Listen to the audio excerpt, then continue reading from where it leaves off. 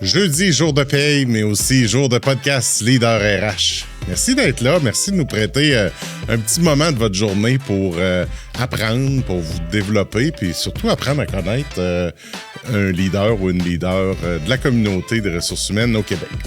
Aujourd'hui, l'entrevue, on est avec Marie-Ève Charret, qui est lead talent, culture et communication chez TLM. Et on a enregistré lors du sommet de l'innovation et de la formation à Québec qui a eu lieu à la fin avril. C'était une journée vraiment intéressante pour tout ce qui est développement organisationnel, formation. Et on en a profité avec la collaboration du promoteur pour installer un kiosque d'enregistrement lors du salon et de faire des capsules, donc des capsules micro-RH que vous allez entendre au courant de l'été, mais aussi 2 entrevues avec des leaders, dont Marie-Ève. Vous allez avoir aujourd'hui une discussion pimpante parce que c'est une fille plein d'énergie. C'est une fille qui origine des communications. Elle est tombée dans la marmite des RH par la suite. Elle nous parle aussi de son parcours communication, comment sa formation, ce qu'elle fait, comment ça l'aide dans la communication interne, dans le passer des messages orientés, comment on travaille la culture de l'organisation. Fait que des apprentissages riches là-dessus. On parle aussi de culture organisationnelle et on parle souvent de comment on fait vivre nos valeurs. Dans leur cas, ils parlent d'autonomie puis de responsabilisation. C'est une entreprise libérée / responsabilisante aussi, donc on l'aborde un petit peu. Ben, elle parle comment elle fait vivre ça à l'intérieur de son processus d'onboarding avec les nouveaux employés. Vraiment intéressant. C'était la première fois que j'entendais cette approche-là. Fait que très intéressant. On parle de loyauté, on parle de bonheur au travail. On s'est challengé. C'est-tu la responsabilité de l'entreprise ou c'est la responsabilité de l'individu de trouver son bonheur au travail? Qu'est-ce qu'on a parlé? On a parlé aussi de rémunération. Parce qu'on a tout le temps le challenge. Bon, eux sont 100% télétravail, mais est-ce que ça a une valeur pour un employé lorsqu'on vient le temps de comparer? On voit toutes les entreprises qui ramènent leurs employés au bureau à 2 jours, 3 jours. Eux, ils ont décidé de rester 100% télétravail, mais ils ont décidé de faire une fiche de rémunération globale qui vient inclure des éléments de comment l'employé perçoit puis valorise cette flexibilité-là, le télétravail, les autres coûts. Donc, sans le mettre, mais amener l'employé à le réfléchir. Puis, elle parle comment il a utilisé l'intelligence artificielle puis d'autres outils technologiques pour faire ça. Donc, plein de jus, plein d'informations, plein de trucs et astuces avec une fille pétillante qui a aussi une petite entreprise de jeux gonflables. Fait que si vous êtes dans le coin de Stoneham, là, c'est le temps de rester là jusqu'à la fin pour avoir le nom de l'entreprise et pouvoir animer vos parties, soit vos parties d'entreprise ou vos parties de fête de vos enfants. Alors, bonne écoute. Si ce que vous avez entendu, j'en suis persuadé, mais si ce que vous avez entendu, ça fait du sens, puis vous avez le goût de faire rayonner la communauté, merci de le partager, merci de nous laisser des commentaires, merci de nous écrire, puis merci de faire découvrir le podcast à plus de monde possible. C'est vraiment magnifique de votre part. Merci beaucoup et bonne écoute. Marie-Ève, bienvenue au podcast Leader RH. Merci beaucoup. Je suis content de te parler. On s'était déjà parlé en pré-entrevue, puis on avait plein d'idées. Absolument. Fait que je suis pas inquiet que ça va être le fun aujourd'hui. On va en trouver des sujets. Définitivement. Donc, Leader RH, c'est TLM. Oui. On va certainement en revenir. C'est quoi cette entreprise-là? Puis qu'est-ce que tu fais en soi? Toi, tu as un parcours RH un peu différent. Oui. Tu es tombé dans la marmite sur le tard. Oui. Je pose souvent la question aux gens, dire comment les RH sont rentrés dans ta vie. Comment c'est rentré? Écoute, moi, ça a été un chemin qui a été naturel. J'ai été en communication marketing au début de ma carrière. J'ai fait toutes mes études là-dedans. Mais en réalité, ce qui m'intéressait, c'était la relation. C'était vraiment la communication, mais comment on va vendre notre produit, comment qu'on parle à la personne, c'est quoi les bons mots, les bons termes, c'est ça qui m'intéressait. Et de bâtir des relations avec les gens. Donc, petit à petit, Mais dans un contexte de communication et vente. Exactement, c'est ça. C'est vraiment la relation avec l'humain, finalement, qui m'intéressait à l'intérieur des communications marketing. Le storytelling, entre autres. J'étais assez bonne pour ça. Donc, puis en étant ambitieuse de nature, je voulais, progresser. Donc, je me suis inscrite dans un cours de gestion des ressources humaines en me disant ça va m'aider à devenir gestionnaire. Turns out que je suis tombée en amour avec la profession, mais Solide. oui, absolument. Et là, je me voyais pas du tout continuer à faire des communications. Ce n'était pas possible. OK, c'était un clash. C'est comme Oui. tu disais. Parce que tu as fait ça, quoi, 5-6 ans, mettons? Oui, absolument, c'est ça. Exactement. J'ai eu plusieurs années en communication. J'ai fait même un deuxième cycle en marketing numérique. Tu sais, j'étais lancée, là. Mais non, finalement, je suis allée vers les ressources humaines. Pour moi, c'était naturel. Puis je pense que ça représente davantage les forces que j'ai d'aider l'humain qui est devant moi puis de créer une relation à long terme avec lui. OK. Donc, ouais. Puis, mais ce qui est drôle, parce que tu sais, tu as travaillé dans le retail, dans l'automobile, en communication, puis tu as travaillé chez Novo SST, Oui. Média, dans le fond, qui sont des mutuelles de prévention qui sont absolument. connectées avec les Oui. RH. Puis, dans le fond, j'ai eu l'étincelle chez Novo SST où est-ce que j'étais membre du comité santé mieux-être comme responsable des communications, comme je faisais les communications internes et tout ça. Donc, comme membre, j'ai été beaucoup impliquée à l'intérieur des différentes initiatives qu'on avait dans l'entreprise. Ça me parlait énormément, ça me rejoignait, ça me motivait. C'était dans ces projets-là que j'étais le plus performante, finalement. Tu sais, travailler sur notre plateforme qu'on créait à l'époque, Être en santé, qui existe encore. D'ailleurs, shout-out à Novo pour ce logiciel-là. Donc, c'est ça, c'est vraiment ça qui m'a allumée. Par la suite, je suis allée dans le domaine de l'édition de livres, puis je suis retournée en mutuelle chez Médial avant de faire le saut chez TLM parce que là, j'ai terminé mon certificat. Et puis, TLM m'a offert mon premier poste là, sur un plateau d'argent en disant « Marie-Ève, ça te tente-tu? » Moi, je me lève, j'ai une bédaine de 20 semaines. Puis, Le bonheur des entrevues virtuelles. Oui, c'est ça. Puis je suis là. Alain, c'est mon collègue Alain. Ouais. Est-ce que tu es au courant? Puis il était là, oui, Marie-Ève, mais c'est à toi de décider. Viens tout de suite ou après ton congé, puis il n'y a pas de problème.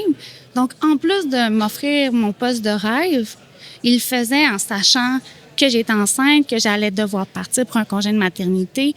Moi, ça m'a tellement touchée, ça m'a tellement parlé sur la culture d'entreprise que j'ai dit, j'ai pas le choix. J'y vais, je fais le saut. Maintenant, l'instinct me disait, c'est maintenant. Donc, je suis partie, oui. Puis c'était le début de mon histoire en RH. Ça fait combien de temps chez TLM? Ça fait, j'ai travaillé chez TLM en communication marketing un petit peu. Je vais dire en RH 5 ans au complet, peut-être un petit peu plus que ça, oui. OK. Ouais. Puis, rapidement, ça fait quoi TLM? On crée des produits logiciels pour des startups, des scale-up. Dans le fond, nous, on prend en charge tout le côté technique, puis on laisse l'entrepreneur se concentrer sur les choses qui sont, je vais dire, un peu plus importantes dans la vie d'un entrepreneur, comme vendre, trouver du financement, des investisseurs. Fait que Donc, vous dites tout le côté TI, technologique, pour des logiciels ou des applications. Des SaaS. On se met pas de limite en question de technologie ou en domaine d'affaires. T'sais, on a du fintech, de la medtech, on a un réseau social. C'est très, très varié qu'est-ce qu'on va faire. Donc, nous, c'est vraiment que c'est l'entrepreneur qui a des besoins technologiques, puis nous, on répond ses besoins technologiques. OK. Oui. Combien de personnes? Une centaine. Hey, c'est quand même... Puis côté RH, l'organisation, je l'ai devant moi. Oui, c'est OK. ça, principalement. J'ai du soutien là, quand même, là, mais principalement, oui, c'est ça, c'est moi. Ouais. Là, tu dis, tu rentres là, tu es enceinte, Oui, une vingtaine de semaines. Fait qu'il te restait quelques semaines à travailler, mais tu allais arrêter, puis tu allais recommencer. oui, exact. Bravo à l'organisation Oui. qui l'a fait. Oui. Puis, tu sais, quand on s'est parlé, je fais, c'est bien drôle, j'avais réagi à un de tes posts que tu avais fait. Puis moi, c'est arrivé 2 fois que j'ai embauché des gens aussi. Puis les 2 fois, les 2 filles étaient comme, mais voyons, mais dans ma tête, c'était comme, ben, c'est normal, tu es compétente, tu marches, ça va. Puis on est une petite organisation, là, on pourrait le faire. Qu'est-ce que tu aurais à dire aux gens qui se prennent à ça ou aux gestionnaires qui se bloquent là-dessus? Que je comprends pourquoi ils se freinent, puis parce que ça a quand même des impacts. La personne, tu la formes, elle part pour je sais pas combien de mois. Je comprends l'impact. mais il a tellement apporté, puis ça va tellement avoir un impact sur l'engagement à long terme de cette personne-là.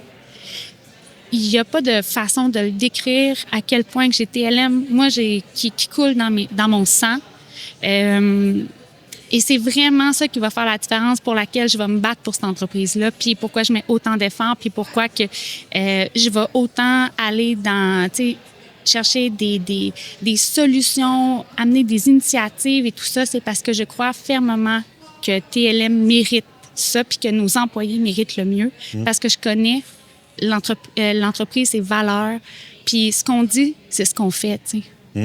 Donc, je trouve que l'action parle tellement. Définitivement. Puis ça en est un bel exemple où des valeurs sont pas juste écrites sur un mur puis qui donnent la réalité de ce qui est vu puis de ce qui est vécu. Comment ça se vit au quotidien. Puis même, je dirais, nous, nos valeurs, là, ça a tellement été long avant c'est récent là, qu'on les a établies. Parce qu'on faisait un site de recrutement, parce qu'on recrutait beaucoup de programmeurs. Donc, il fallait qu'on les définisse. Puis c'est un travail qu'on a fait avec nos employés. Ça serait quoi les valeurs que vous dites qui représentent le mieux de TLM? Puis, on les a, grâce à un sondage, un questionnaire, tout ça, on les a recueillis. Puis, par la suite, on les a établis. Puis, avant de les mettre en ligne, ça a été vérifié, validé par nos employés pour être sûr que ça représente vraiment bien qu'est-ce qu'ils vivent. Parce qu'il n'y a rien de pire qu'une culture qui est belle sur papier, mais qui ne se dit pas. Je veux dire, ça parle énormément, là. Tu rentres là, tu sais que tu vas requitter. C'est ton premier rôle RH. Oui. Comment on s'intègre dans ce premier rôle-là? Comment on s'imbibe l'organisation? Tu sais, souvent, on rentre en poste, on va se faire un plan de match. Voici qu'est-ce que je vais faire. Comment tu as pris ça, toi? Ben écoute, j'avais quand même l'avantage que je connaissais l'organisation, étant donné que j'avais travaillé dedans en communication marketing pendant la pandémie. J'avais donné un coup de main, puis ça faisait déjà 1 an que je travaillais aussi à temps partiel à faire de la rédaction d'articles et tout ça. Donc, je connaissais bien les valeurs, je les maîtrisais. Donc, ça m'a donné quand même un bon... tu sais, comme... Oui, tu comprends. Un air d'aller. Oui, exactement. Puis, on a regardé un petit peu c'était quoi les enjeux qu'il y avait, puis c'est quel impact que je pouvais avoir rapidement. Donc, à ce moment-là, on a décidé de retravailler notre processus d'onboarding en ligne parce qu'on était en pleine pandémie. Et puis, on avait fait le saut Remote First parce qu'on voyait que ça avait des avantages. Puis, on avait décidé de devenir, même post-pandémique, de demeurer Remote First. Donc, il fallait qu'on revoie l'ensemble de nos processus internes.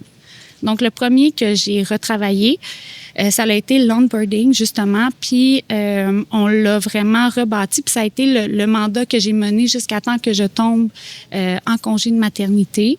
Que je tombe? Oui. Il manquait un bout de phrase. Oui, c'est ça, en congé de maternité. Oui, c'est ça, exactement. Puis ça, c'est vraiment intéressant comme processus parce qu'on s'est dit, tu sais, nous, en étant une hiérarchie excessivement plate, on a une partage de responsabilité qui est différente que dans une entreprise qui est une hiérarchie verticale classique, comme on va connaître. Donc, on a regardé, OK, comment on peut l'adapter pour que ça représente ce qu'on attend de l'employé, c'est quoi nos attentes, tout ça. Déjà, il faut savoir c'est quoi nos attentes envers l'employé. Pour nous, qu'est-ce qui est super important, c'est de l'autonomie, une communication ouverte, puis un sens de l'initiative, une responsabilité professionnelle. Tu sais? Donc, on s'est dit comment qu'on peut représenter ça à l'intérieur de notre processus d'onboarding. Et là, on s'est dit, mais pourquoi on ne mettrait pas une partie de cette charge-là directement dans les mains de l'employé qu'on accueille? Donc, la responsabilité première du processus d'onboarding n'est pas sur un gestionnaire, il est vraiment sur l'employé. Je prends quelques secondes pendant cet épisode pour remercier Ansia, notre partenaire du podcast Leader RH. Vous savez à quel point ça peut être difficile de recruter 2, 3 bons employés. Alors, imaginez devoir en recruter 100, 200, 500. C'est ce que Ansia fait, du recrutement de volume, mais tout en conservant la touche humaine. Donc, régler tous les problèmes d'attraction, de recrutement et d'intégration pour toute entreprise qui font plus de 100 recrutements par année. Alors, merci Ansia et bonne écoute. Ça donne un moyen concret de voir si la personne a les 3 éléments et autonomie, initiative que tu parlais tantôt. Exactement. Ça vient décharger les gestionnaires ou les gestionnaires sont quand même impliqués? Écoute, Entre les deux. Entre les deux, parce que c'est sûr que comme chaque employé va avoir un binôme responsable, tu sais, par exemple, un responsable RH, un responsable opérationnel, et par la suite, un body social puis un body technique. Le body technique, il va l'aider à l'introduction, la formation dans son projet tech. Le body social, lui, c'est la relation d'amitié forcée. OK? Donc là, il va l'accompagner. C'est lui. Mais c'est ça. Je veux dire. C'est correct. Relation d'amitié. Oui, c'est ça. C'est ça. Mais tu sais, je veux dire, je le dis avec beaucoup d'humour, mais c'est un peu ça quand même. Donc là, le body social, lui, son travail, c'est de s'assurer que l'employé remplit sa checklist. Puis sa checklist, elle est là, elle est virtuelle. Il peut vraiment la cocher. Puis, il y a toutes les étapes qu'il y a à faire. Il y a des rencontres à planifier, tout ça. Donc, puis moi, comme gestionnaire RH, je suis en mesure de suivre son évolution à l'intérieur de ça aussi. Je vais faire des touch-ups avec lui, savoir comment ça se passe, les relations, tout ça. Le body social aussi va l'accompagner dans les rencontres et tout ça.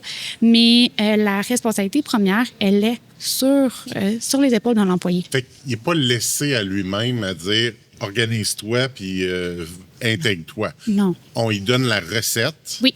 On lui donne où aller chercher l'information, à qui parler, quoi faire. Mais l'initiative de se le booker, de le faire, revient à l'employé. Oui. Mais toi, comme chef d'entreprise, là, par exemple, que tu as une nouvelle ressource dans ton équipe, c'est possible que cette personne-là elle soit intimidée de mettre une rencontre dans ton calendrier. Ouais. Mais si sa mission, c'est de toi-même booker une rencontre dans ton calendrier, elle va le faire. Parce qu'elle sait que c'est ça les attentes puis qu'elle a le droit. Puis nous, notre philosophie, c'est tu as besoin de passer un message, passe ton message à la bonne personne. Si la bonne personne, c'est notre président, mais un meeting dans son appel-là, il n'y a pas de problème. Peu importe à qui tu veux parler, tu as tous les accès. Tu peux poser toutes les questions que tu veux. Il y en a pas. On va te répondre avec la plus grande des transparences qu'on est capable de faire. C'est sûr qu'il y a des questions qu'on n'est pas en mesure de répondre par souci de confidentialité, là, tu comprends? Mais on va aller dans la plus grande transparence qu'on est capable d'offrir à nos employés. Fait que ce que je trouve le fun aussi, c'est que ça vient tout de suite. Au lieu de dire, comme chez nous, il y a toujours une rencontre, oui, avec moi, mettons, dans le processus d'accueil. Mais c'est vrai que ça arrive officiel, puis oh, mon Dieu, très accessible, très là. Mais j'aime l'idée que si c'est la personne qui doit aller la céduler puis qui doit l'organiser, ça vient déjà dire hey, t'as le droit. Même si quand j'onboard la personne, je fais comme t'as tout le temps le droit de m'écrire sur Teams, tu me dis hey, t'as-tu 2 minutes, ma porte est ouverte. Et de faire en sorte que le premier geste qu'il doit faire, c'est de se booker dans mon agenda. L'action, elle parle. Ouais. Il l'apprend en le faisant, dans le fond. Je l'ai déjà fait, donc je peux le faire à nouveau. Tu le mets dans une posture où est-ce que comme il l'a fait, il n'a pas peur de le faire à nouveau. Fait que c'est ça qu'on trouve intéressant. Est-ce que c'est infaillible? Non. Mais quand même, je pense que ça parle énormément avec notre culture qui est, avec une hiérarchie plate, on n'a pas le choix de communiquer efficacement, d'être clair avec nos attentes et tout ça. Donc, de fonctionner de cette façon-là, ça met vraiment la personne dans le bain. Là, tu es parti en congé de maternité. Oui.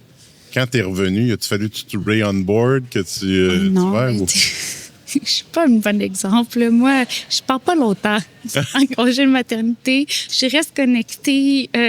Je sais pas si c'est un faux mot, là, mais je suis pas capable. C'est que je pense que je suis une personne qui se définit par son travail. Je suis passionnée de ce que je fais.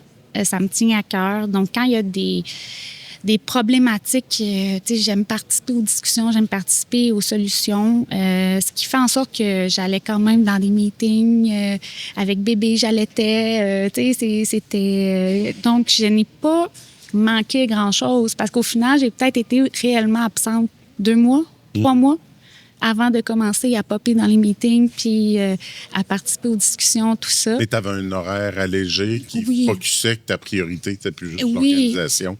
Il y avait le bébé aussi. Exactement.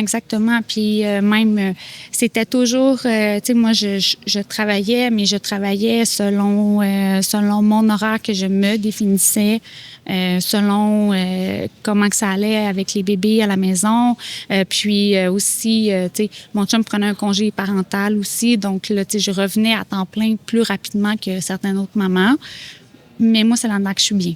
Oui, puis on peut juste décomplexer de tout. Oui. Il y a des modèles de parentalité, puis de maternité, puis tout ça. Puis si c'est ça qui est ça, le bébé rien manqué, toi, t'as rien manqué. Mais non. Tout le monde était heureux, là. Mon chum, il a trippé, là. Bon.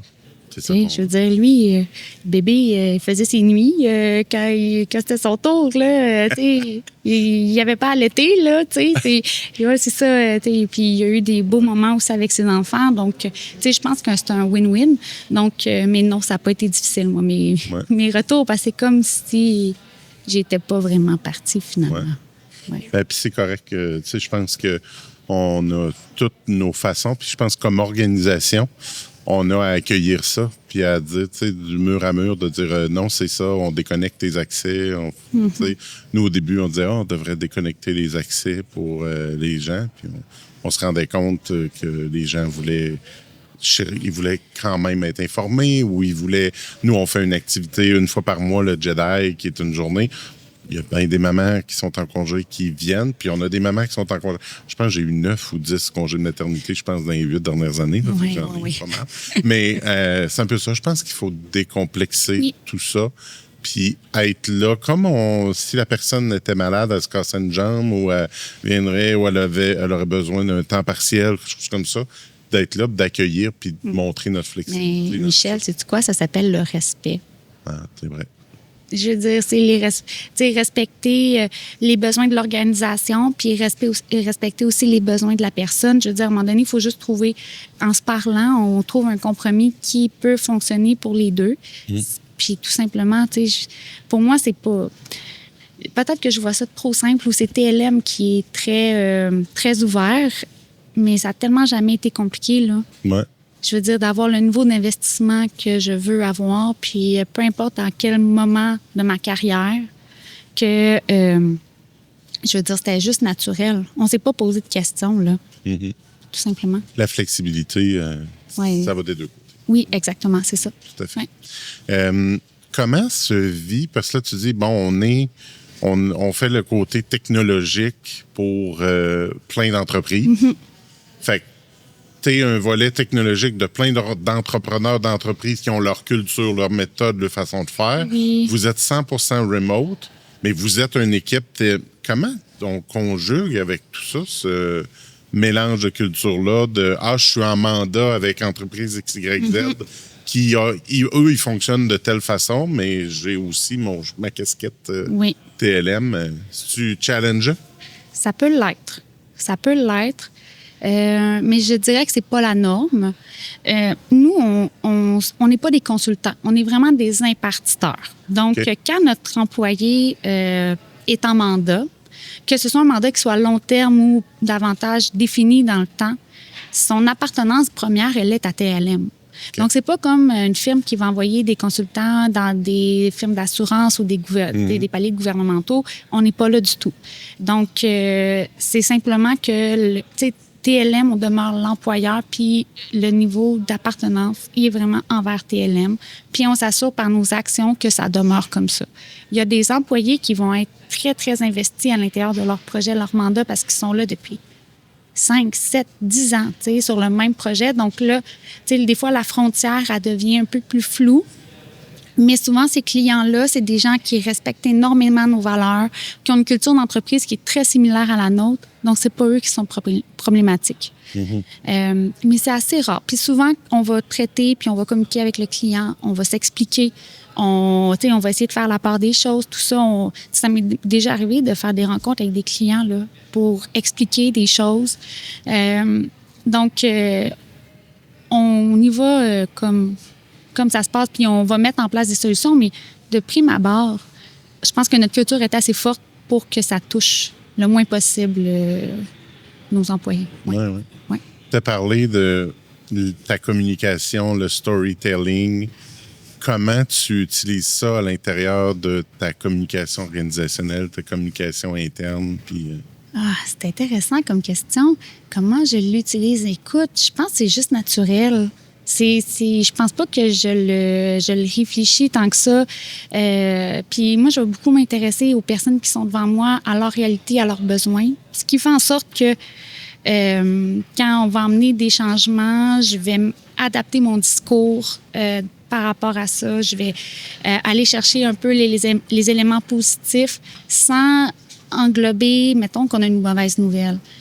Mais il y a une façon d'annoncer une mauvaise nouvelle sans inquiéter, puis tout ça. Puis ça, je pense qu'il y a une partie de storytelling, puis le fait que les gens ont confiance, parce qu'on a un niveau de transparence qui est assez élevé, ce qui fait en sorte que quand on annonce quelque chose, bien, les gens ont confiance. Mais je pense que c'est juste naturel. Ouais, c'est comme ça devient une seconde nature. Ouais, oui, c'est ça, exactement. Puis, je me pose pas trop de questions en réalité. Ce qui fait en sorte que c'est authentique. Est-ce que des fois, je me mets le pied dans la bouche? Oui. Mais c'est correct. Dans l'optique où est-ce que je me reprends, puis on a tous le droit à l'erreur, là. Mais je pense que quand tu es authentique, tu es bienveillant, les gens t'en veulent pas. Ouais. Puis c'est là que tout l'enrobage de la culture de l'organisation, puis de qu'est-ce qu'on y met, puis si on est une organisation ultra stricte, puis qu'on s'en permet pas, des fois, on est moins flexible, moins adaptable, puis on réfléchit trop longtemps à la communication qu'on va faire, qui fait qu'on communique pas, puis là, les gens s'inventent des scénarios. Absolument. On est mieux de communiquer, peut-être pas idéalement, mais au moins de communiquer quelque chose, puis s'adapter. Des fois, on avance, puis on avance un peu trop vite, puis à se donner le droit comme entreprise aussi de prendre un pas de recul, puis de se dire, bien, on s'est trompé. C'est correct. C'est correct que les gens, tu sais, puis nous, on a une culture start-up, même si on est à 100 employés, on n'a pas le choix parce qu'on travaille avec des start-up, des scale-up. Donc, on n'a pas le choix des fois d'aller un peu plus vite qu'on l'aimerait, mais on va apprendre. On va bâtir, tu sais, le chemin pendant qu'on est là. Puis des fois, ben, on recule, puis on dit, ben, OK, on fait un projet pilote. Ça marche pas. Puis c'est tout. C'est correct. On recommence, on change de bord, on change de direction. Puis c'est correct en autant que ce soit expliqué. C'est ça. Souvent, les gens, ils vont oublier l'importance de la communication à l'intérieur de ça. Puis communiquer, ben, on va répéter la même chose plus qu'une fois, puis de différentes façons. Puis c'est correct. Moi, la communication, c'est pas juste la finalité ou le message final. C'est tout ce qu'on communique ou on ne communique pas tout au long pour se rendre à la décision finale ou à la note finale. Exactement. Souvent, je me souviens plus qui me disait ça, mais il y a des bonnes décisions, il y a des mauvaises décisions, puis il y a des pas de décision. Puis souvent, les pas de décision font plus mal que des mauvaises décisions ou des bonnes décisions. C'est de laisser des choses en suspens. Ben là, l'être humain s'invente. Tout ce qui traîne se salit. Donc, on est mieux de faire preuve un peu de courage, puis de parler d'une problématique, de mettre tout de suite les cartes sur table, tout ça, pour éviter que les gens commencent à fabuler, là. On n'a pas toutes les réponses, on n'a pas tout ça. Voici ce qu'on sait jusqu'à maintenant. Voici ce qu'on a, qu'est-ce qu'on tente, qu'est-ce qui est important pour nous, puis où est-ce qu'on s'en va. Exactement, c'est ça. Puis des fois, quand on n'a pas la réponse, on l'a pas, là. C'est tout. On n'a pas de le dire. Exact. C'est correct. Tu es dans une boîte techno. Oui. Comment les technos en RH, tu l'utilises-tu un peu? Oui. Oui, ben tu sais, je veux dire, nous, c'est sûr que le changement AI, ça nous affecte énormément. C'est sûr que... C'est vrai, dans le développement logiciel, ça frappe. C'est hallucinant. Puis les attentes de nos clients sont vraiment plus élevées depuis que l'AI est arrivé. On doit s'adapter. Puis moi, en étant beaucoup dans le développement de compétences, j'ai pas le choix aussi de maîtriser puis d'être en mesure d'encourager les gens. Puis je fais comme un projet, j'essaie des choses, je me bâtis des GPT. Je dis pas que je suis une super user. Je suis pas rendue encore aux agents, mais je suis très intéressée à savoir comment, si quelqu'un peut m'aider, je suis là. Mais c'est ça, tu sais, j'ai bâti des outils en utilisant l'intelligence artificielle. Tu sais, ça nous a permis de bonifier énormément notre retour d'évaluation annuel. Entre autres, dans la dernière année, on a bâti aussi une charte, pas une charte, mais un relevé de rémunération globale pour chaque employé que j'ai bâti avec l'aide de l'AI. Tu sais, parce que moi, je suis pas une pro Excel, là, ça m'a toujours pué au nez au Excel. Là. Je suis désolée à tous les gens qui travaillent avec ça, mais moi, là, pas du tout. Donc là, à partir de fichiers, tout ça, j'ai été en mesure de toute façon. J'aurais jamais été capable de le faire sans l'AI. Mais c'est le fun parce que là, après ça, tu poses des questions, tu comprends ton fichier, tu sais comment tu apprends en même temps. C'est un multiplicateur de tes capacités. Exactement, c'est ça. Donc, pour moi, je le vois de façon très positive. C'est sûr que ça amène énormément de changements, de l'inquiétude. Chez vos développeurs. Oui, c'est certain. C'est un changement de paradigme complet, là.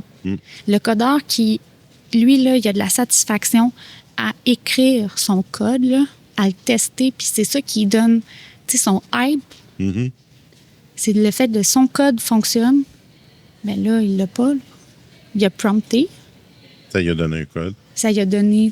Il l'a pas écrit. Le résultat est le même. Donc, si c'était écrire son code, c'est comme un Comment écrivain. il va chercher son hype? C'est un écrivain qui veut écrire son roman.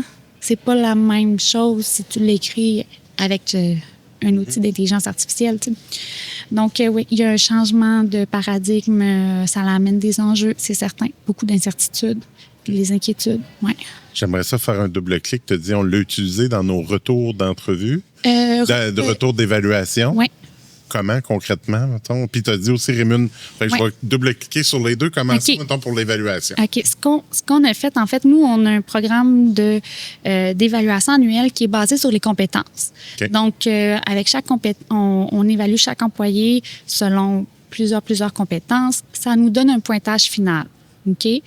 On a nos outils nos note-takers, nos outils de AI, de preneurs de notes, qui nous donnent des informations. Donc, moi, ce que je fais, c'est que j'anonymise mon transcript pour que les informations demeurent confidentielles quand même. Et ensuite, j'ai créé un format dans le fond, de retour écrit que je voulais avoir. Et là, dans le fond, en ayant le transcript de notre discussion, l'AI me fournit exactement, dans le fond, ce qu'on a donné aux employés. On le révise. On met notre saut TLM dessus. Mais par la suite, donc, ça nous a permis de faire des retours à l'ensemble des employés par écrit, en même temps que leur augmentation salariale. Et là, comme c'est pas tous les employés qui ont besoin ou d'avoir la discussion, on a envoyé tout ça par courriel en format PDF. Et l'employé, lui, pouvait nous booker directement dans nos agendas pour être en mesure d'avoir la discussion. OK. Donc, l'employé est en mesure de faire un arrimage entre son augmentation salariale, son retour d'évaluation. OK, parce que le transcript de la conversation que tu as, c'est pas la conversation avec l'employé. Non. C'est entre l'équipe client, l'équipe gestionnaire, vous évaluez la personne. Exactement. Mettons, moi, je suis responsable RH, toi, tu es le responsable opérationnel. On est le binôme responsable de cet employé-là. On discute. Le binôme de tantôt. Oui, exactement. Pas ton ami non, c'est ça. Le binôme, c'est comme... On représente un peu ensemble. On joue le rôle un peu d'un gestionnaire, avec chacun nos responsabilités distinctes. Fait que vous avez une conversation ensemble sur Pierre-Paul, vous évaluez ça, puis c'est cette transcription-là qui fait... exactement. Donc là, ça me sort le format dont j'ai besoin, standardisé. Et puis, on l'a envoyé c'est ce qui a été envoyé aux employés. Puis par la suite, on a fait une évaluation de ce processus-là parce que veut pas, c'était une première. On l'envoyait par écrit. Donc là, ça va être quoi la réaction de l'avoir par écrit puis ne pas te le faire expliquer? OK, ouais. Tu comprends? OK, parce que là... On l'envoie par écrit d'abord. OK. Fait que vous êtes parlé entre vous deux. Ouais. Vous avez fait l'évaluation avec le scoring. Ouais. La nature de votre conversation sur toutes les compétences, tout ça, c'est un résumé qui est envoyé directement avant d'avoir la rencontre avec l'employé. Oui, exactement. Puis là, si l'employé veut ou non en parler, c'est sa responsabilité à lui de nous booker. On a fait un lien booking directement, retour d'évaluation avec le binôme. Puis les retours étaient excellents. Excellents. Les gens, ils étaient satisfaits d'avoir en un fichier leur résumé de rémunération globale, ce qui est chiffrable de notre côté, et puis également d'avoir leur retour d'évaluation ensemble. Les gens ont trippé. On a eu un commentaire qui nous a dit que ça ne devrait pas être transmis par écrit seulement, mais sur 100 employés, d'avoir ce commentaire-là une fois, puis tu sais, les gens étaient hyper satisfaits. On s'en est fait parler énormément. Combien de personnes ont voulu se booker? Peu. OK. Peu. Oui. Fait que dans le fond, on enlève, parce que c'est un moment qui est pas évident, et pour le gestionnaire, pour l'employé, tout ça. C'est anxiogène et tout ça. Donc, lui, est-ce qu'il fait une auto-évaluation, l'employé? Oui, l'employé fait une auto-évaluation. Okay. Il y a une évaluation par les pairs également qui est faite. Donc, ces 2 évaluations-là sont prises en considération. Okay.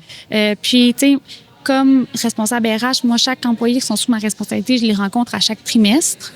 Puis, normalement, avant de les rencontrer, je fais une rencontre avec leur binôme opérationnel pour voir comment ça va. Si jamais il y a des interventions à faire, tout ça, c'est fait tout au long de l'année. Mm-hmm. Donc, normalement, il n'est pas supposé y avoir de surprise à l'intérieur de ça, là. Mm-hmm. Pas du tout. Donc, je pense que c'est pour ça qu'il y a peu de gens qui se sont bookés. Ceux qui avaient des questions l'ont fait, puis j'en suis très heureuse. Les gens qui ont des envies de progression se sont bookés, des gens qui avaient des insatisfactions, des choses pour lesquelles ils n'étaient pas d'accord, ils se sont bookés. Mais très peu. Puis vous avez eu la conversation, puis vous avez expliqué avec les 2 binômes, oui. Puis on règle le cas d'être. C'est ça, exactement. C'était pas plus compliqué que ça. Puis nous, dans notre culture, ça fonctionne. Ouais. Ça fonctionne.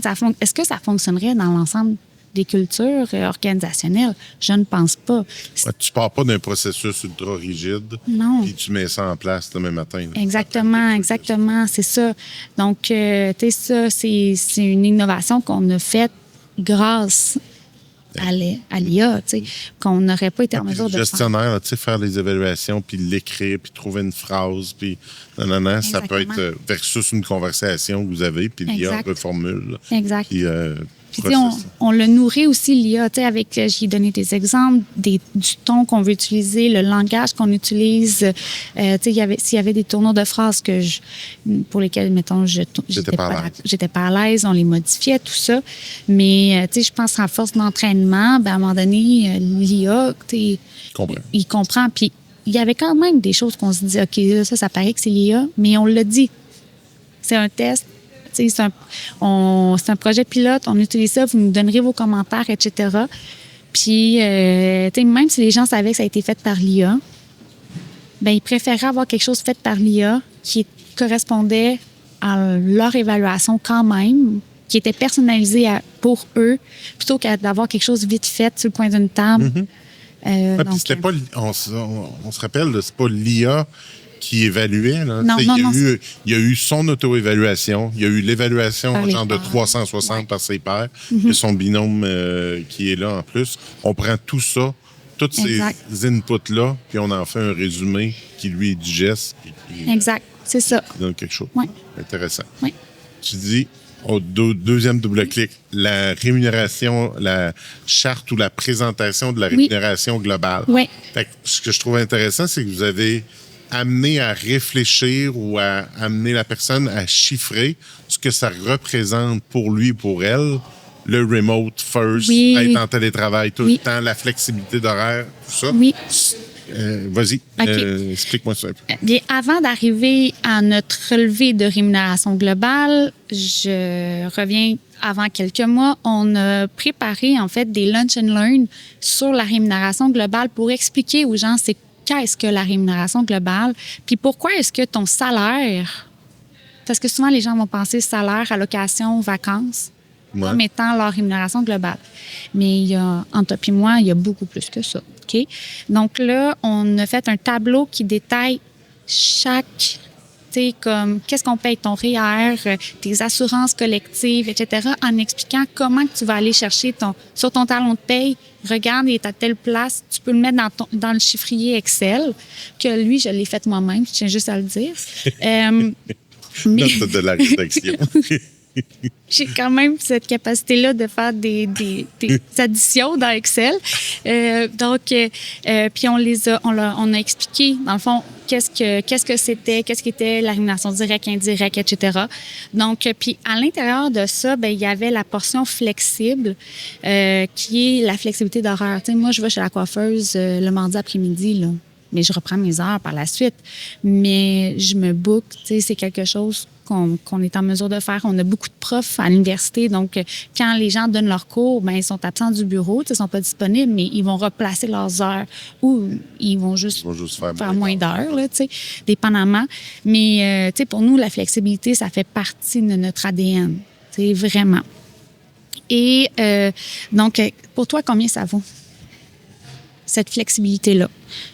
Ton enfant est malade, tu n'as pas besoin de courir, là, c'est correct, tu peux t'absenter, tu nous le dis le matin même, il n'y a pas de problème. Par la suite, le fait qu'on soit remote first, on a 2 bureaux. Donc, si toi, tu préfères aller travailler au bureau pour avoir une présence puis sortir de ton isolement, fine, vas-y, il n'y a pas de problème. Si tu es à la maison 5 jours par semaine, puis que ça t'a permis de couper une voiture, pas avoir de dépenses de vêtements pour le bureau. Juste des hauts. Les bas de pyjama. Écoute, j'en aurais des histoires à te raconter là-dessus. C'est ça, tu sais, pas la garde-robe, pas de resto, parce que souvent, on part vite, on n'a pas déjeuné, on prend le service à l'auto, ou tu sais, toutes ces choses-là. Donc, pour toi, combien que ça vaut, ça? Aujourd'hui, une auto, pas achetable, là. Donc, combien que ça vaut? Donc, c'est tous des exemples, par exemple, que je donnais, puis que c'est toi, si tu avais à quitter TLM, puis que tu avais une présence obligatoire au bureau de 2 ou 3 jours par semaine, tu serais obligé de t'acheter une nouvelle voiture. Au net, qu'est-ce que ça représente? Donc, c'était l'idée de faire réfléchir les gens à qu'est-ce que ça vaut réellement. Que vous êtes passé par l'éducation avant pour dire, ben les amener à réfléchir qu'est-ce qu'il y a d'autre. Exactement, c'est ça. Puis, tu sais, quand on est arrivé avec le relevé de rémunération globale, là, c'est sûr que dessus, il y avait juste qu'est-ce que TLM ont fourni. Tu sais, moi, j'ai pas mis de chiffres sur la flexibilité d'horaire ou sur le travail à distance. Tu sais, je l'ai pas mis, ça. Mais c'est eux qui devaient le faire. Parce Exactement. Que pour moi, ça peut valoir beaucoup. Pour un autre, ben j'allais déjà travailler en pyjama. J'ai déjà 2 autos puis je me suis pas débarrassé d'une auto. Exactement, c'est ça. Donc, c'est un petit peu ça. Donc, avec ce relevé-là, il y a vraiment combien nous, cet employé-là, il nous coûte combien? Je m'excuse de le dire comme ça, mais donc, c'est quoi? Combien que ça vaut? Qu'est-ce qu'il y a avec, en prenant en compte les assurances, les REER, les ci, les ça, toutes les allocations, etc. Donc, vraiment intéressant. Ouais. Quelques secondes pour remercier notre partenaire principal du podcast Leader RH. J'ai nommé Ansia. Ansia qui lance cette année, en 2026, une IA vocale de recrutement, donc qui comprend le québécois. L'idée, c'est de permettre aux candidats d'avoir le choix entre faire une entrevue traditionnelle avec une préqualification traditionnelle avec un recruteur ou de pouvoir, à n'importe quelle heure du jour ou de la nuit, faire une entrevue avec un recruteur AI, poser des questions sur l'entreprise et aussi expliquer son parcours. Dans tous les cas, un recruteur humain réécoute la conversation et est en mesure de faire une rétroaction personnalisée aux candidats ou candidates qui ont utilisé l'AI. Avec l'IA vocale de recrutement d'Ansia, c'est donner le choix et garder l'humain. Je terminerai en vous remerciant. Merci d'être là et d'écouter. Merci aussi de partager le podcast et de faire grandir la communauté de leaders RH. Ça, l'IA t'a soutenu là-dedans? Non. Ah non? Non. Ça, je l'ai fait moi-même. Tout. Mais l'explication... Ben, mettons, le premier, quand j'ai monté comme la petite formation, tout ça, ça, je l'avais fait moi-même. Puis quand on est venu pour faire le relevé jumelé au retour d'évaluation, là, oui, bâtir mon fichier Excel, pour être sûr que tout fonctionne, ça, c'était avec l'aide de l'IA. Mais tu sais, tout ce qu'il y a là-dedans est basé sur, dans le fond, la formation qu'on avait faite. Tu comprends? Les principes de rémunération. Exactement, c'est ça. Tu sais, lui, il a bâti mon fichier. OK. Vraiment intéressant. Puis, avez-vous... Là, tout le monde challenge le télétravail, puis tout ça. Tu as dit quelque chose tantôt. Tu as dit, nous, on s'est organisé, on a organisé nos processus pour être remote first. Oui. Puis, fait que vous l'étiez avant la pandémie aussi? On l'est devenu pendant la pandémie. Dans le fond, quand c'était-tu un vendredi 13? Ben oui, c'est vrai. C'était le vendredi 13, quand ça a été annoncé, que les fermetures, tout ça, tout le monde est parti avec leur ordi à la maison, tout ça. On a dit, prenez des tout le monde bureaux. est en présentiel avant. Exactement. 5 jours par semaine. Exactement. Et, tu sais, les gens sont partis avec des chaises, des bureaux, des choses, parce qu'on savait que là, on savait pas quand est-ce qu'on pouvait revenir au bureau. Mais pendant la pandémie, on s'est rendu compte d'une hausse de productivité. Et à ce moment-là, ben c'était une ère de gloire là, pour la tech. Moi, je suis arrivée chez TLM en 2021. Et puis, à ce moment-là, depuis 2021, j'ai peut-être fait 40 embauches. Mais puis là, toutes ces embauches-là ont été faites comme à distance. Donc, on n'avait pas le choix de vraiment faire une redirection, j'ai envie de dire. Mais, tu sais, aujourd'hui, on ne challenge pas encore le remote first parce que pour nous, ça fonctionne encore puis on s'est arrangé. Vous avez organisé vos processus. Vous n'avez pas fait on gère comme on gérait avant puis on s'organise comme on fait avant. Mais là, le monde sont à distance, fait que ça devient un bloquant, ça devient un problème d'être à distance. Exactement. Puis en étant en tech, ben c'est sûr que, tu sais, on a quand même des gens... c'est facilitant. Là. Je comprends que pour une firme, je sais pas, d'ingénierie, ça peut être plus compliqué, mais pour nous, ça s'est fait naturellement. Donc, on ne challenge pas encore tout ça. Ouais. Puis, avoir des bureaux, ça demeure important pour briser l'isolement. Puis d'avoir des occasions de rassembler les gens aussi également. T'sais. Donc, on n'est pas encore prêt à faire le saut en, comme full remote, puis de fermer les bureaux. Puis on n'est pas prêt à faire le saut de ramener les gens. Fait que là, on essaie de trouver un juste milieu avec ça pour combler les besoins individuels des gens. Oui, parce que il y a les besoins des employés, il y a les besoins des gestionnaires, puis il y a les besoins de l'organisation. Hein. Oui. Faut penser à tout ça. Puis je comprends qu'individuellement, on pense à nous, puis s'en aller au bureau pour faire la même job qu'on fait à la maison, s'en aller en team, c'est pas intéressant. Fait que les deux, des deux côtés de la table, on doit réfléchir à comment on rentre tout ça. Exact. On a parlé du bonheur au travail. Oui. On s'est battu. Non. C'est une grande question. Dans une publication, tu faisais où c'est dans ton titre LinkedIn. Dans mon titre LinkedIn, dans mon titre LinkedIn, c'est de faire le bonheur au travail, de soutenir ça. Puis là, je disais, hey non, moi, c'est pas à l'entreprise à faire le bonheur au travail. C'est à l'employé de trouver son bonheur. Puis si l'entreprise l'a pas, c'est pas dans cette entreprise-là que tu trouves ton bonheur, ben va-t'en ailleurs, organise-toi autrement. Vas-y, challenge. On n'a vraiment pas des visions. Mais ça dépend, premièrement, comment tu définis le bonheur. Ah. Tu comprends? Tu sais, pour moi, le bonheur au travail, ben, c'est d'avoir un sentiment de sécurité, d'épanouissement. C'est le fait que tu aies des relations, tu crées des relations, des amitiés, tu aies du plaisir. Je le définis par, tu sais, pour moi, le bonheur au travail, c'est aussi le fait qu'on va aller dans une fin de semaine au village vacances Petit Saguenay, payé par TLM, puis qu'on a, tu sais, c'est le fait de pouvoir être moi-même à 100%, le fait de pouvoir faire des erreurs, le fait de me réaliser. Puis c'est ça, pour moi, le bonheur, ce n'est pas simplement, je veux dire, de rire puis une table de ping-pong, là. C'est pas ça du tout. C'est vraiment fondamentalement, qu'est-ce qui va faire en sorte que tu vas rester avec nous longtemps? Puis qu'est-ce qui va faire la différence? Que si tu as 10 000 de plus ailleurs, 20 000 de plus ailleurs, tu vas dire non, moi, je vais rester chez TLM. Parce que je suis heureux, je me réalise. Fait que ça dépend toujours de la vision du bonheur que tu as. OK. J'ai accroché un peu trop sur le mot parce que effectivement, c'est pas le bonheur. Hop, la vie. Non. Puis ça, c'est super important de faire la différence. Parce que oui, je vais être une personne excessivement positive, là. Je veux dire, je pense pas qu'il y a aucun employé qui va dire le contraire. Mais je pense que aussi la bienveillance, la transparence, la justice, l'équité, ça fait partie aussi du bonheur.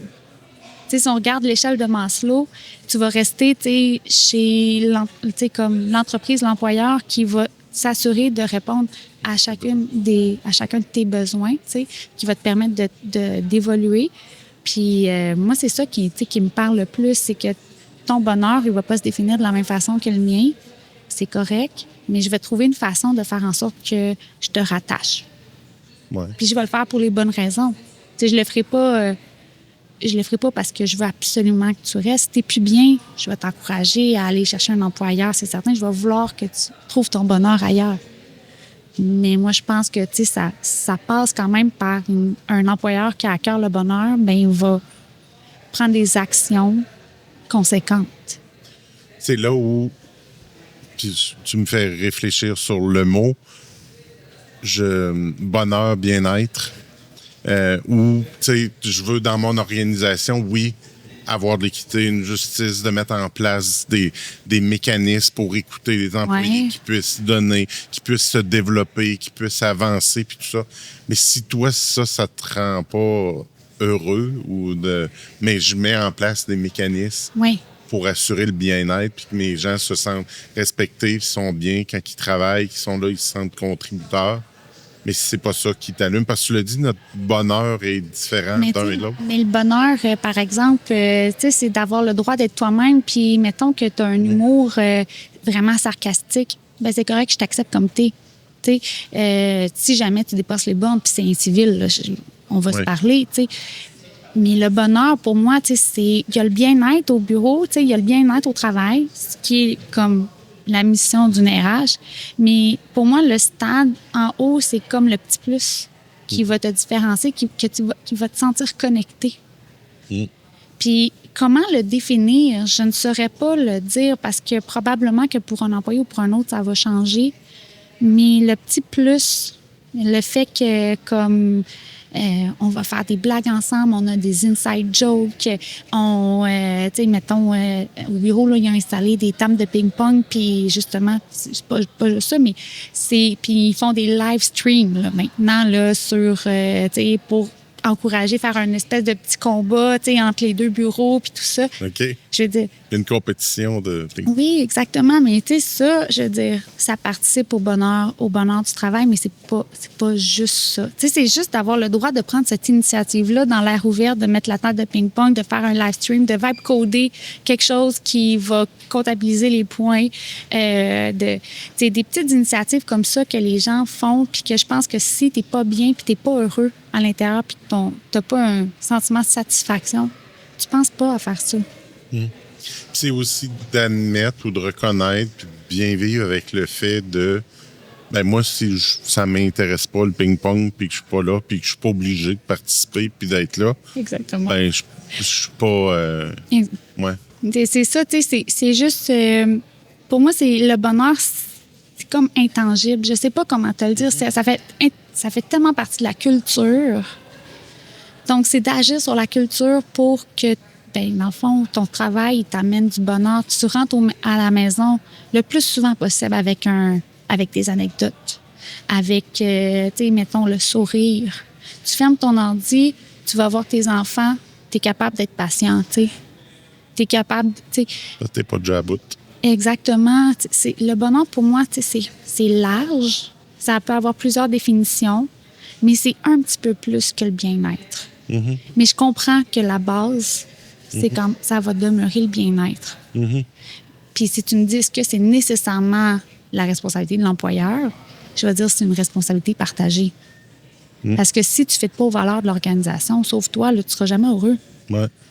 Puis si les objectifs de l'organisation, où est-ce que ça en va, puis que ça ne cadre pas, puis ça ne te répond pas, bien, c'est pas là. Mais à l'inverse, comme organisation, quand on fait notre planification stratégique puis on s'organise, comment on tient compte aussi de nos gens, de qu'est-ce qu'ils aspirent, qu'est-ce qu'il y a exact. Pour les deux se... Exactement. Puis tu sais, des fois, l'organisation, elle n'a pas le choix de pivoter, là. Je veux dire, les aides, nous, on n'a pas le choix. Ouais. C'est juste pas un choix, tu sais. Donc, comment qu'on le fait pour garder... Tu sais, pour moi, c'est comme, OK, on va faire une gestion de changement, on va amener les gens à comprendre pourquoi on va... Parce que c'est sûr qu'en ce moment, je te dirais que si on regarde notre indice de bonheur, on a un indice de bonheur qui est quand même... qui demeure très, très haut, mais on sent que comme les gens ils sont inquiets, tu sais, ben c'est comme, OK, comment qu'on attaque ça? Tu sais, c'est de prendre en compte, tu sais, tout qu'est-ce qui t'amène du bonheur, ben c'est comme l'exemple de, moi, c'est de coder, OK, mais comment qu'on peut te placer, toi, pour s'assurer que tu te réalises quand même à l'intérieur de ce pivot-là qu'on doit faire. C'est pas, comment dire, c'est pas... C'est plus une mission, c'est ça, exactement. C'est une mission. Est-ce que je réalise, est-ce que je suis capable de dire que tout le monde dans notre organisation est heureux, bonheur et tout ça? Je peux pas répondre pour tout le monde, tu sais. Je veux dire, c'est clair que des fois, non. Mais est-ce que je peux dire que moi, chaque jour, je me lève avec cette mission-là, d'apporter le plus de bonheur à l'intérieur du travail? Ça, oui, par contre. On sent bien ton empowerment, on sent bien ta mobilisation, puis ton côté entrepreneurial puis intrapreneurial dans l'organisation. Oui. Tu t'es passé de 2 enfants, tu t'es parti une petite business de jeux gonflables. Quoi cette affaire-là? Oui, écoute, j'ai une petite fille qui tripe sur les 5 ans, les jeux gonflables. Tu sais, c'est comme... J'ai eu cette occasion-là qui s'est présentée. Puis, tu sais, moi, c'est justement, je suis une fille qui est beaucoup dans la stratégie. Tu sais, j'aime avoir un pied vraiment dans l'organisationnel. Puis, tu sais, regarder la mission, la vision, où est-ce qu'on s'en va. Puis, rester connecté avec les gens. Tu sais, j'essaie toujours... Des fois, il y en a un qui penche plus de l'autre et tout ça, c'est certain, c'est naturel.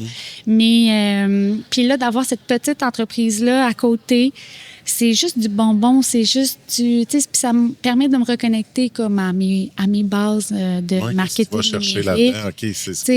Puis ce côté-là, entrepreneur, de, tu sais, gérer le fonds de trésorerie, de faire ma comptabilité, tu sais, puis ça me permet de comprendre nos clients. C'est vraiment niaiseux, là, ce que je veux dire, parce que c'est pas du tout le même investissement, là, puis le même niveau de risque. Mais à quelque part, il y a une incertitude quand même. Tu sais, je veux dire, en ce moment, j'ai 50 likes sur ma page Facebook. Là, tu sais, je suis comme, OK, ben là, qu'est-ce que je peux faire pour m'assurer d'avoir des réservations là, autour de l'été? Tu sais, ça remet mon côté stratégique, ça le rallume, le côté marketing. Puis là, c'est comme si ça rallume une fibre qui me permet à l'intérieur de TLM d'être plus aussi axé, OK. Puis de comprendre qu'est-ce que vos clients entrepreneurs comprennent. Oui, à un certain niveau. Là, je n'irai pas jusqu'à dire que, tu sais, moi, j'ai pas à me payer des milliers de dollars pour développer une application, mais il reste que, tu sais, ça rallume quelque chose, une fibre en moi, là, tu sais, davantage stratégique d'affaires, développement des affaires, tu sais, que je ne fais plus en ce moment, tu sais, du tout. Donc, tu sais, service à la clientèle, tout ça, c'est vraiment... ouais, c'est ça, c'est très cool. Fait qu'on peut louer des oui, à Stoneham. Tu sais, bienvenue à tout le monde qui vient de Stoneham, vous m'appellerez. Mais, comment ça s'appelle? On va augmenter tes likes. Les petits festifs. Les petits festifs. Bon, oui. Parfait. Hey, je suis vraiment content. Vraiment, qu'est-ce qu'il y a sur ta table à dessin? Là? Qu'est-ce qui t'attend dans les prochains... Écoute, tu sais, c'est développement de compétences, mur à mur, l'AI, c'est super important. On doit amorcer... Tu au Salon de l'innovation en formation. Ça, exactement. Ça donne super bien. Puis par la suite, bien, c'est de continuer la mission, de s'assurer qu'on garde le cap, là. Puis, tu sais, d'accompagner les employés à l'intérieur de ça, puis de faire tu sais, c'est un peu faire la colle. C'est un peu ça, la mission de mes prochains mois. Puis, écoute, l'avenir nous le dira. Moi, je me laisse porter. Bien, c'est ça. Faire confiance à l'avenir. Oui. Vous pourrez pas dire qu'on vous écoute pas. Il y en a plusieurs qui nous demandent où est-ce qu'on a pris le jeu Nouvelle Recrue qu'on joue à la fin de nos podcasts avec nos invités. Ben, vous avez juste à aller sur nouvellerecrue.ca. Il est maintenant disponible en ligne, en commande. Vous pouvez vous en faire livrer puis l'utiliser vous aussi avec vos nouvelles recrues pour apprendre à les connaître dans les premières journées, premières semaines en emploi. Alors, amusez-vous autant que nous. nouvellerecrue.ca. Fait que tu me tires au tarot, Oui, c'est là? ça, je te tire au tarot, fait que je vais te pige une petite carte de notre jeu d'accueil intégration. Je t'invite d'y répondre. Vie personnelle. Est-ce que c'est moi qui la lis? Fait que- OK. As-tu le syndrome de l'étudiant? Procrastiner et tout finaliser la veille de la remise sur le gros stress. Oh, c'est bon. Un peu, Ouais. mais pas tant. Tu prends Parce- d'avance. Puis, Le plus possible, parce que je sais que les gens qui vont devoir me réviser, eux vont le faire à la dernière minute. OK. Donc là, si je veux arranger ça dans le temps, j'ai pas le choix. Ça dépend du niveau d'importance. Donc, si par exemple, je dois faire comme une embauche hyper stratégique, je procrastinerai pas sur l'offre d'emploi toutes les étapes pour m'assurer que ce soit bien fait, bien monté, puis que tout le monde se satisfait. Mais tu sais, si c'est une communication interne que je dois faire, ça se pourrait qu'elle soit pas prête 5 minutes avant que je doive l'envoyer, là, tu comprends? Mais donc, c'est ça. C'est vraiment selon le niveau d'importance stratégique de ce que j'ai à faire. Mais un peu. Bon, ben. Merci beaucoup d'être passé puis d'avoir. Hey, merci de l'invitation. C'était un plaisir, Michel. Tu disais, j'écoute, genre. Ah oui, depuis le début, là, je t'écoute. Écoute, quand t'es arrivé dans mes DM, j'étais comme, oh mon Dieu, je peux pas y croire. Ok, je suis vraiment heureuse. Merci. Sache que t'as 100% ta place, puis j'ai appris plein de choses, puis je suis persuadé que la communauté aussi, puis c'est ça qui fait la beauté, puis ce qui me nourrit de ce podcast-là, c'est de rencontrer des gens, de voir du monde allumé comme toi, puis qui partagent, puis qui apprennent, puis qui essayent, puis qui développent, puis qui foncent. Bravo. Fait que merci infiniment. Ça m'a fait vraiment plaisir. À bientôt. À bientôt.